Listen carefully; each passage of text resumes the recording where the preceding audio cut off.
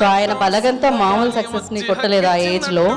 అంటే భగవంతుడు మనకి ఏదైతే రాసి పెడతారో అది సక్సెస్ అయినా కూడా ఏ ఏజ్ లో అయినా దక్కుతుంది అని తెలిసింది.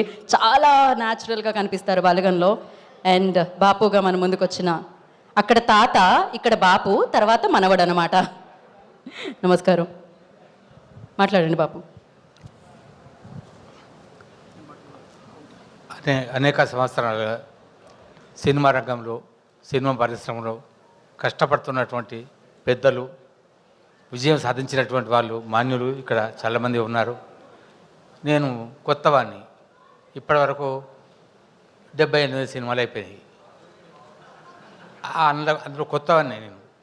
నాకు సినిమా రంగం గురించి తెలియదు, నాటక రంగం గురించి తెలుసు. నాటక రంగంలో చస్తే నా చావు నేను చావాలి, కానీ సినిమాలో చస్తే పూలదండ వేసేవాళ్ళు, బొట్టు పెట్టేవాళ్ళు, రూపాయి బిల్ల పెట్టేవాళ్ళు, నువ్వు ఇప్పుడు గాలి తీసుకోకుండా ఉండాలి, దండ వేసేవాళ్ళు ఇంతమంది ఉంటారు చుట్టూ.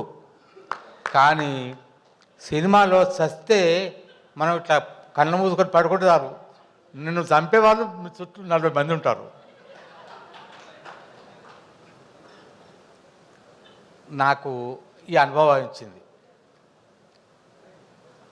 ఇక్కడ దానికి సంబంధించినటువంటి వాళ్ళు చాలామంది ఉన్నారు.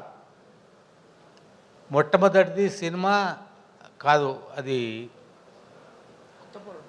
కొత్త పోరడు. దాని తర్వాత మల్లేశం నా మొదటి పిక్చరు సినిమా అంటే అనడానికి. ఇది 68 ఏదో ఇప్పుడు ఉన్నది ఈ బాపు. అందరికీ నమస్కారాలు, ధన్యవాదాలు. మీరందరూ ప్రోత్సహిస్తే నాలాంటి వాళ్ళను కూడా మంచి స్థితికి రావడానికి అవకాశం ఉన్నది. బాపును ప్రోత్సహించండి, మీ బాపును ప్రోత్సహించినట్టు. చిన్నపిల్లలు ఆడుకుంటే మంచిగా నడుస్తున్నా అంటారు.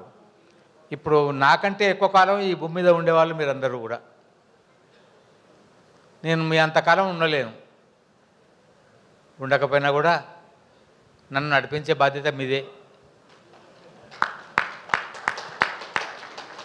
అందరికీ నమస్కారం తెలియజేస్తూ ఈ సినిమా చూడవలసిందిగా, 10 మందికి చూపించవలసిందిగా కోరుతూ ముగిస్తున్నాను. జై హింద్, ధన్యవాద్, నమస్కారం. బాపు నువ్వు తోపే. నీ సావు యాత్ర కూడా బలగం ద్వారా చూపెట్టినవు, నువ్వు సత్తవని బెదిరించి బాపులో చూపెట్టినవు. Thank you so much. బాపు, తోపు, రచ్చ